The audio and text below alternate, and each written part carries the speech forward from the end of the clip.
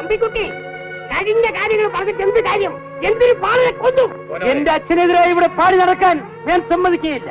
ഇത് നിനക്കെല്ലാം ഒരു പാഠമായി. ആരോപണത്തെ കുറിച്ച് ഇനിയും പാടും. പോലശ്രീനാട് നിന്റെ അച്ഛന് സ്ത്രീധനം കിട്ടിയതാണോ? വലിയൊരു ഈശ്വരനായിരുന്നോ ഈ ആരോമ ചേകവർ? നേരും നെറിയും തെറ്റി അദ്ദേഹം നടന്നിട്ടില്ലേ?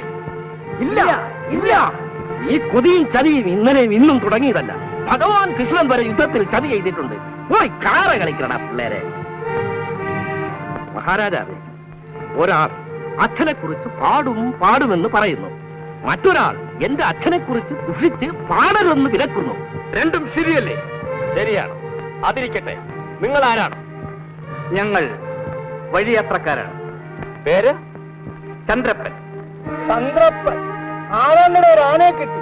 കണ്ട വഴിയാ നടടാ നട, ഓടടാ ഓട്ടം. വന്നിരിക്കുന്ന ഒരു പോര് പറയാൻ. ആരോമൽ ചേകവർ. കേട്ടോളി നാട്ടാരെ, ഇവർ പാടിപ്പുകട്ടുന്ന അദ്ദേഹത്തിന്റെ കഥ. പണ്ട് പകിടകളി പഠിക്കാൻ അദ്ദേഹം അമ്മാവന്റെ വീട്ടിൽ പോയി. അർദ്ധരാത്രിയിൽ ആരോരും അറിയാതെ അമ്മാവന്റെ മകൾ തുമ്പോലാർച്ച ഉറങ്ങും അറയിൽ കയറി. ആ സ്ത്രീ കരഞ്ഞ് കാലി പിടിച്ചപേക്ഷിച്ചു, എന്നെ ചതിക്കരുതേ എന്ന്. അദ്ദേഹം വീരശൂര പരാക്രമിയല്ലേ, എല്ലാം ഞാൻ ഏറ്റു എന്ന് വാക്കുകൊടുത്തു. എന്തിനേറെ പറയണ്, ആ സ്ത്രീയെ പിഴപ്പിച്ചു. ഗർഭിണിയായ അവളെ വീട്ടുകാർ അടിച്ചിറക്കി. ഉരപ്പുരയിൽ കിടന്ന് പ്രസവിച്ചു ഒരു ആൺകുഞ്ഞിന്. ഈ പറയുന്ന നല്ലവനായ ആരോമൽ ചേകവരെ പിന്നീട് അങ്ങോട്ടൊന്നും കണ്ടിട്ടില്ല. നിർത്തി, ഇല്ലെങ്കിൽ നിർത്തിക്കും.